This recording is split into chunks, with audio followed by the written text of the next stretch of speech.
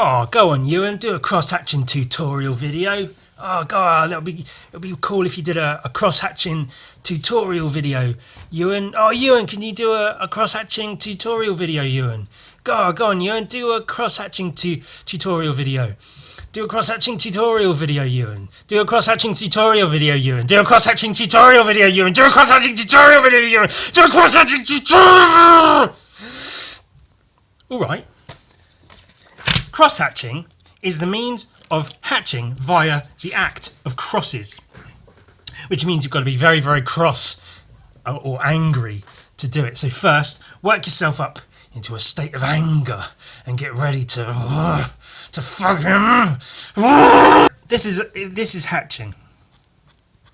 I don't know why it's called hatching, but that's hatching. And then the more hatching you do, the more ink you put on the paper, the more the layers build up. And then you can do further hatches away from the other hatches to fill up a square on a bit of paper. And then, oh, look at all the lines filling up the bit. You could do different directions. And that's hatching. Yeah, that's level 1. Hatching. Hatched like an egg out of your mother's but then, of course, there's cross-hatching, which is typically one set of hatching with another that crosses over it. It's like they thought it through. They thought it through. They thought it through, all the cross-hatching, they thought about it, and then they done it. And when they got done it, they did all the cross-hatching, and then that was all good, and it's all good because it's all very good. That's level 2. We're not going to keep track of all the levels. And then it's, you use cross. You do your hatchings, and then your cross hatchings. So that's one way and another way. But then you can go other ways too. If that's you got your north and south. And there's also east and west. Don't forget east and west. And then, of course, there's nor'easters and sou'westers. And you can just it's all just layers upon bloody layers. See, but that's typical. My own personal version of like this is taking. These is to traditionally, not sometimes, occasionally, because I draw a lot of like boobs and bums because I'm filthy and rotten. There's a lot of curvature in my drawings, yeah, and I try to fit my cross hatching to that curves. So I might start with hatching like this, and then rather than switching it up and going the other way, I will. Get out of here. I will that way and then turn slightly and then hatch like that and then turn slightly and hatch like that and then hatch like that, etc. etc. etc. So you build up the layers around. It's called hatching around the clock. Around the cock. Darker values on the bottom, lighter values on the top. Jesus, I need to clean my desk, don't I? And that's what you're trying. And so that's the base. You can use scribble lines, and you can use like hatching and whatever. As long as you're trying to. Do you see? Because the gradients, it's the tone and the gradients that are important. Those are what you're going to want to pay attention to, because those are what are going to turn shapes from shapes into more than shapes. Shapes that are essentially still shapes, but shapes with a bunch of lines drawn in them. See, look how drastically that changed. I don't know why I did that, but what I'm gonna be doing is try to show you what you can do just with just some lines. Yeah, typical hatching, you do it like this. You go dark to light, dark to light, dark, etc. Because with a ballpoint, you know, the change isn't that drastic, but it's thicker here and thinner there, and therefore at the apex of each stroke is going to be lighter than the source of that stroke. Yeah, and then when you put them all together enough, if you get enough of them together, you end up with light and also dark as a contrast to that. So if you do that and then do that again, but on the other side, look, it gives the illusion of shape and volume. Look how voluminous, voluminous. Look at how much volume that looks like. It looks like a 3D shape, but it's not. It's not a 3D shape. It's only like it's 2D. It doesn't have 3 dimensions. It's only got 2, but it looks like it's got. It looks like it's got depth to it, doesn't it? Like it looks more like a cone as opposed to just a triangle. And that truly is astounding, outstanding, astounding. And this light, if the light's coming from, say, about here, this way, this is our light source. Look, it's the sun. Hello, Mr. Sun. And then so there'd be a lot of light on this if this was a 3D object. A bit less light here, so you could throw a bit hatching. Let's throw 2 levels of hatching in there, and then there'd be a bit less light on here because it's on the further side. So let's throw the 2 hatching levels in there, but then let's throw in a 3rd level of hatching. You get it, and then look, it's like a 3D shape. Speaking of 3D shapes, look at this. It was a square, but now, it's only a fucking cube. Shit all over my boobs. It's a fucking cube. And same again. Just, you know, hatching the. Wow! Look at that. It's like a real shape, and then you can throw a shadow underneath there and make it look like it's some floating object. No, it's like this, but seen from above. Yeah, if you took this and went, whoop, and it's like a, I don't know, I Google imaged spike top view, and it looked a bit like that. So that's why. So let's take this flat 2-dimensional shape and give it some balls. Yeah, we'll keep the light coming from about this direction, and then put some shadow into our ball to give it some balls, and then we can all draw some balls. And you can put a shadow in there. Look at that. It's like a ball, but it's flat. It's only got 2 dimensions. I know it looks like it's going to be like a massive ball, but it's not. It's just a bit of paper. Okay, so that's all been the basic. That's the basics. The most basic of the basics. Cross-hatching, some shapes, some gradients. Hopefully you're learning, yeah? You're taking it in, soaking it up, absorbing it like some kind of sponge that lives in a pineapple under the sea. Sponge apple seed pants. But how are you going to put that into effect? Well, take this guy, for example. Typically, if you were going to, add shadowing to this guy, you might think, okay, so if the light's coming from above, he's going to have some shading under his jaw. That's going to cast a bit of a shadow on his chin. He'll have like eyebrow, nose, etc. You get it, face bits. He'll have some shadow over here because these are, sort of conical shapes, these arms, as they call them. I have some shadowing under his shoulder, armpit area.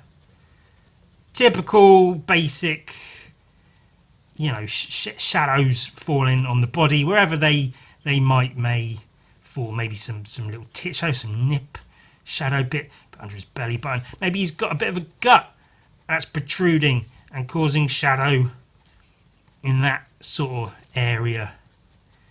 Yeah, bit of creases here that get shadow, bit under the knees where they stick out a little bit, knobbly knees, and that's, you know, that's all fine and dandy, well and good. It defines the body, but it's a little bit. There's shadow here and here and here and here and here.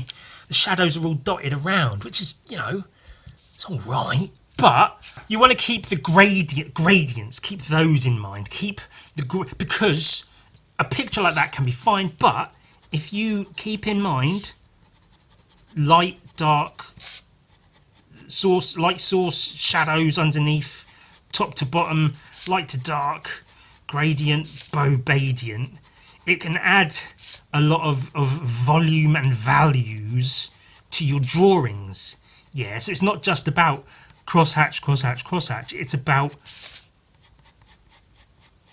crosshatch, crosshatch, crosshatch. And then as a result of that, it makes your drawings look better. Why? Because I said that it might have that effect on your drawings. Depends. I mean, if your drawings are shit anyway, then it's probably not going to help much. But it might just help add just another layer of value and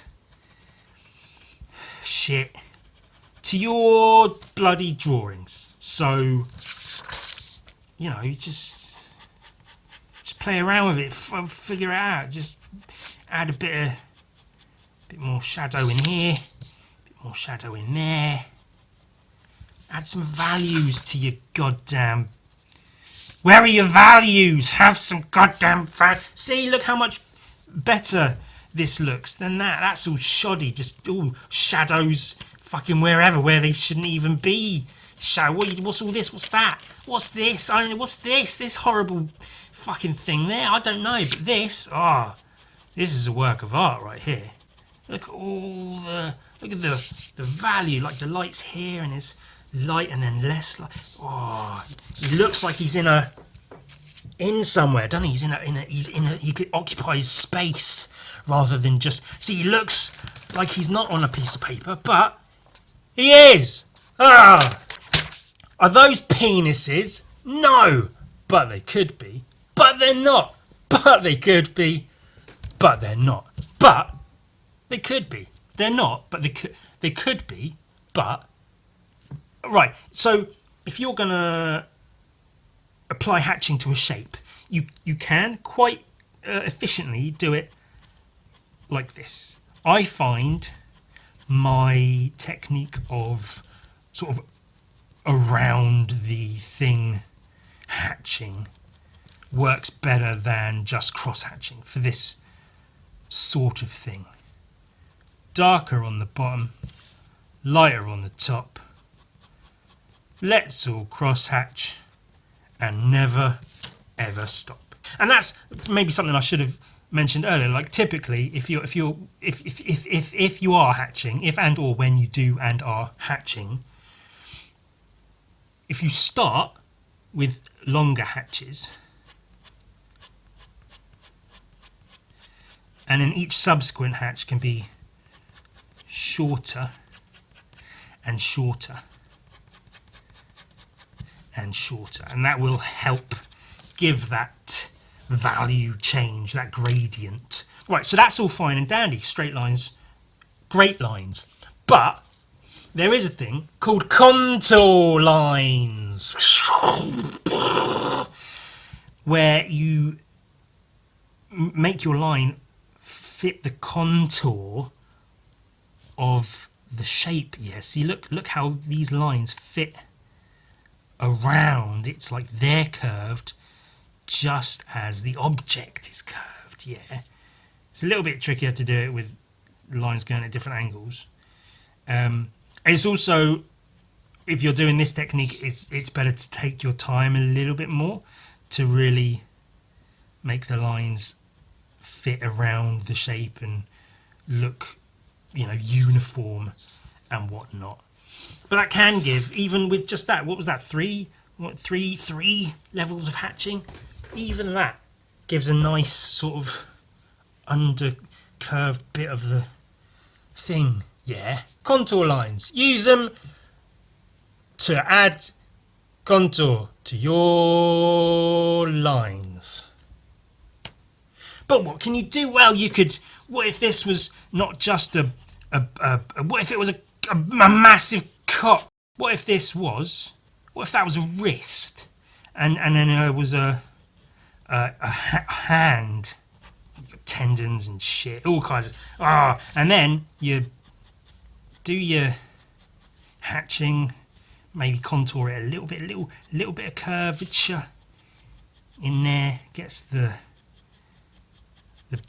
shit going, and then you've got this bit, you can just add another sort of little layer of hatching on top of that, just to add to the, see, you can turn shapes into other shapes with the power of shapes and hatching and lines, all of that just with a few lines. Let's do some more shapes, let's do some more balls. Right, so that's if that's lighting, that's one bit of lighting. There's something called reflected lighting, which is just in drawing, painting, whatever, in the creation of images of solid objects. Reflected lighting is one of the easiest and most effective techniques or things to use, things to pay attention to, that will improve the look of a drawing or a painting or fucking whatever.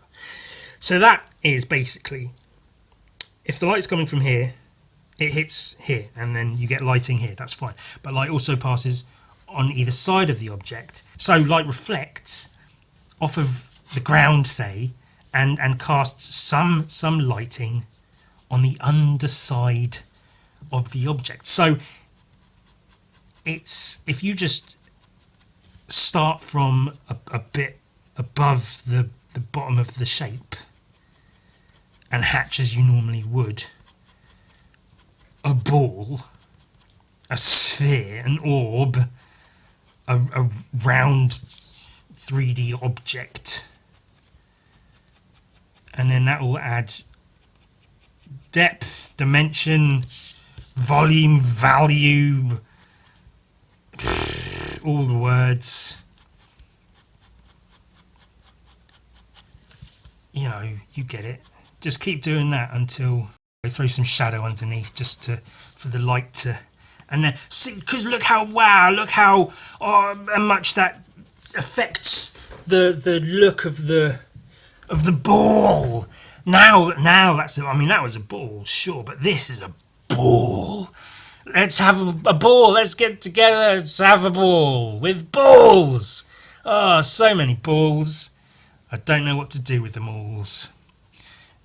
Just that reflected lighting, yeah, it helps with the shape and the 3D rotundity of the. If you look up pretty much any sort of art, drawing, painting tutorial for spheres, shapes, lighting, or whatever, that example of reflected lighting, and then there's rim lighting and stuff, and there's various things that are basically the same shit, that will come up almost certainly. I mean, personally, I wouldn't know because I don't really look up art tutorials because I'm just so naturally gifted. I don't really have to. I never really had to learn. I was always just good, and that's why I'm a big famous artist and I do it for a living, because I'm just so naturally gifted. I don't really have to worry about learning how to do anything because it's irrelevant. But there was one particular place where I have found to be genuinely the best sort of reference for reflected lighting on orb-like shapes. And that is tits. Oh, we all like tits, don't we? Eh? Oh, look at this one. Look at that big bulbous tit with a nice big nipple casting a shadow, and the tit itself, shadow here, and then a bit of lighting coming up, and then you'd have it casting a shadow on the chest over the rib cage, like that. That's how shadows look and work. Oh, it's brilliant. Now, do it yourself. We're gonna go into colour here, yeah.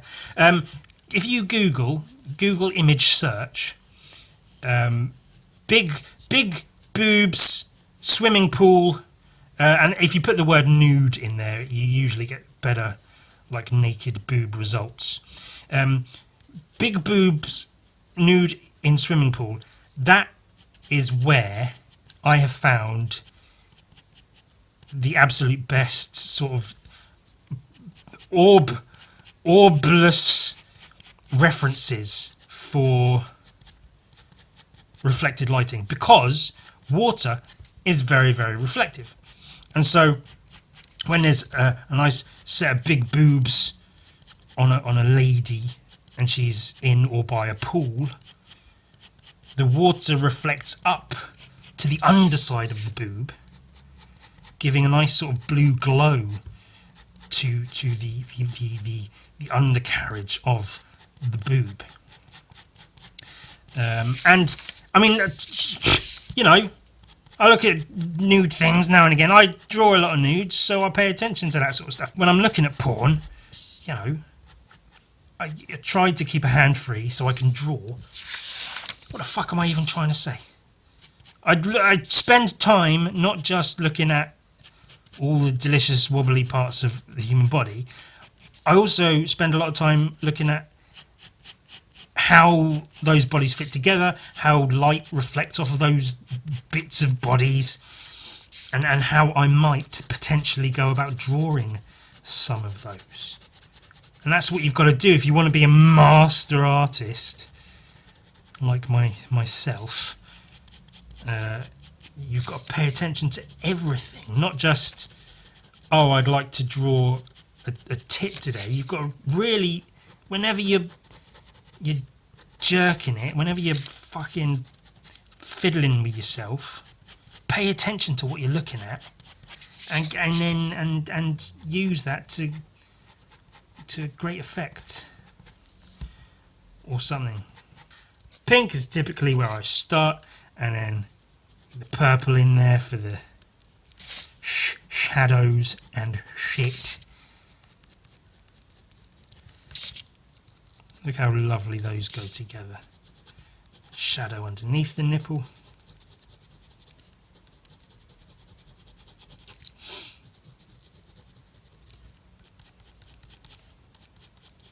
And if we are looking at boobs in a pool, that underlighting will almost certainly be blue. So let's get some blue in there. Now, if you're going to do something like this, the lightest point of the underlighting is going to be coming from this side instead of this side. So where here you've been going from dark to light this way, you want to sort of turn it around and go dark to light the opposite way.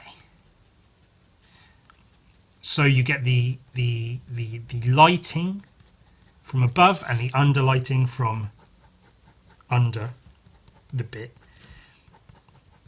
And where those two things meet, if you look at them, at boobs, balls, whatever, that have underlighting, you'll see there tends to be a sort of a band of shadow separating the two, where the two elements of lighting meet. And then you get like that, and then you could put a bit of blue into the shadow of here, just to give that a bit of whatever. Hey, God, look at that. And that's just one of the many reasons my videos have to be marked not for kids. Do you want to cross-hatch a face? Oh, I don't, but let's do it anyway. It does just look like he's not shaved in quite a while, but it also looks shadowy, and that's good too. I actually don't like that. It looks better than I thought it might. I didn't have high hopes for myself or what I was doing, and hopefully you find something to take away. You've got to keep in mind the planes of the face, and where there'll be a bit of a ridge here, bit of emphasis on his forehead, and then this like upper lip juts out a bit, so you've got to keep that in with a bit more light on it, and then the chin and the jaw is going to be a shadow like that. You can use just hatching, you can use just shadow, so you can draw with shadow as opposed to drawing with, if you're painting, you are painting with light, so you'll start with like maybe a dark / mid-tone, and you'll build up the layers of light, putting lighter colours where the light falls to add light to the lighting, light. But most of the time with drawing, again, depending on your medium, depending on what you're doing, you are drawing with shadow, so you need to pay attention to the opposite of dark to light, and instead, no, the opposite of light, dark, wait, shut up! Hey, look, oh, I'm drawing all of this just with hatching. I'm not drawing the lips, I'm implying the lips. I'm not drawing the nose, I'm implying the nose, all through the medium of cross-hatching and shit. And as before, it's layers. The more layers you use, the more ink on the paper, the more sort of smooth the transitions will be from light to dark that you're able to get. And it is sort of just about time. It's about putting plenty of time into the drawing to make it look, how you want it to look. Layers upon layers upon layers until such time as... Oh, look at that. You wouldn't believe that was all done with hatching and shadows and not a single line drawn to denote. See, because normally when I draw, I would draw like the eyelids and the cheek lines and the nostrils and everything, but you can do all that just with shadow. This is also legitimately how I draw a lot of like my colour images. I will start with like a mid-tone, like I'm painting or something, but I'm just using lines. You can scribble these in, you can just do this. It doesn't really, you don't have to be too precious with it, or whatever. And you can see I'm leaving little gaps on the nose, for instance, just where that's going to be sort of lighter than other elements. Hey, your basics, and you get your fire and purple, and you start adding in elements of whatever. Maybe you'll need to look up like facial planes. Be careful when googling facial, of course. Don't do it at work. Ultimately, I can say crosshatch, add shadow, add this, add that. But if you don't know where to put the crosshatching, like where the parts of the skull and the head and the face are, then you're going to be at a loss, and you've got to know some shit, off to start with at least. You got to put some effort in. I can't hand it all to you on a fucking silver platter or whatever, can I?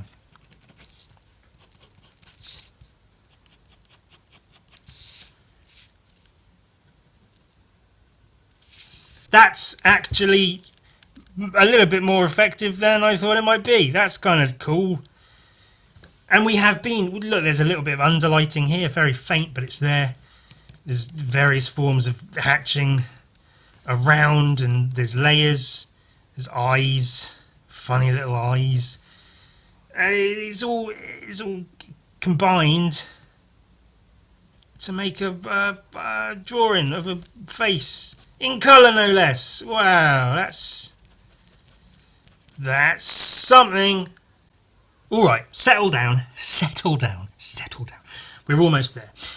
Was I talking about the planes or of the facial structural planes or something? What the bloody hell was I talking? Well, we'll get to that. This is the head. It can be useful, as you know, the late Mr. Kim Yoon-gi was wont to do. It can be good to imagine it inside of a box. Yeah, if this is the most basic planes of the skull, head, whatever. If it's in a box, and then you've got the front of it, side of it, and then, you know, dividing it up can also help lines to help you know what the fuck is where, whatever.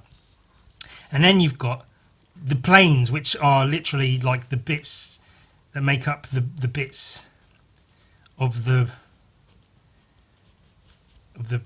face and stuff. Yeah, it's all these elements that for when light gets on the bits that I don't know what I'm doing or what I'm talking about. I have no business trying to make any kind of tutorial video for anything ever. But basically, it just means that, like, these bits, you know, if the light's coming from above, these bits are in shadow.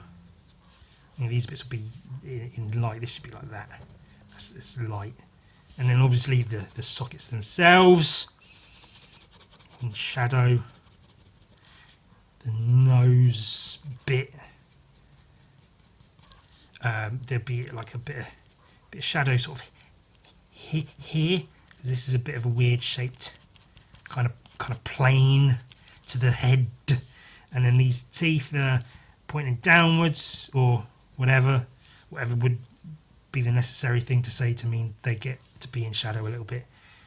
This bit gets in shadow, and then this is like, put the whole side of the head in shadow, then this.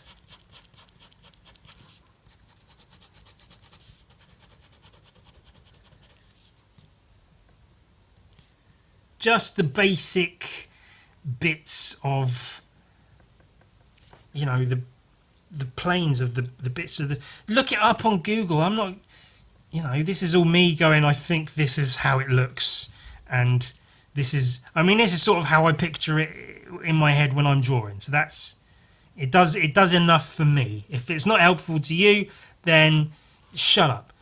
Go watch some other boring YouTube video about crosshatching, where they talk about what types of fucking ink nibs they use and what the GSM cold press Bristol board paper they use. Shut up, boring bunch of bastards. That's the basics, you know, of the head and the planes of the bits that are shapes that make up the face, the light and shadow when light hits, and then it's hit lighter here and dark there, and that's you see, and that's how you. But what if we try to actually do that, but make it look like an actual drawing? Let's try and hatch this skull and make it look relatively good using all the techniques we've learned so far, pretending to use them and actually doing something completely different. Because all the techniques I've explained so far aren't necessarily techniques I use. I do a lot of scribble or hatching, and when I say, oh, I hatch around the thing, sometimes I do, sometimes I don't. Sometimes I make an absolute fucking pig's ear of the shit I'm trying to do. I just do whatever I feel necessary at any given moment, whatever feels more natural and is probably going to make the picture look the way I want it to at that particular moment in time, which changes based on all manner of shit.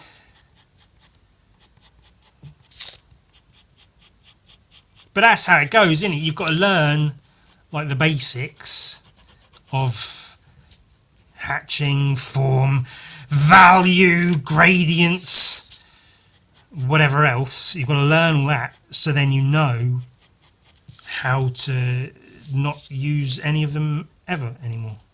That's what artists do, isn't it? You learn all the shit so you can effectively not just not do it, but not do it in an effective way to get the most out of, I don't know, I'm talking absolute bollocks. It doesn't matter. Just draw however you want to draw. Make the pictures you want to make however you want to make them.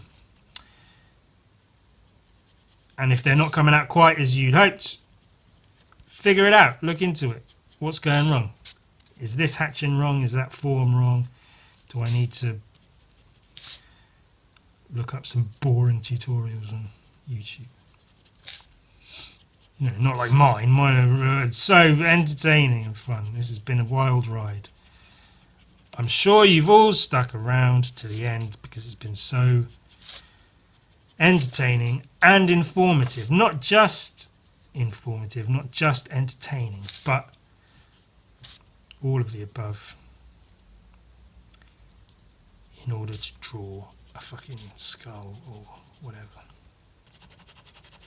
And who'd have bloody thought that out of nothingness, out of an empty shell of a line of what was basically a skull, using all the techniques and tricks and skills we've learned on this journey that we've taken together, we drew a skull.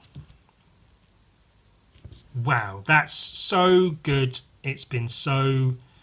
I'm trying to put forward some of the thought processes that I have and I go through when I'm drawing. That's all I'm trying to do. This is sort of how I get my head around what I'm doing when I do it, doing what I do whilst I do all of the things I do. You asked for it and I did it, and hopefully you regret asking for it. That was part one. There is going to be a second part, maybe in a year or two from now, I don't know. But I do have a second part planned where we take all of this and put it all into one. We'll take shapes and shadow and gradients and lighting and value and form and colour even, put it all into one piece, and I'll try to sort of show how you know,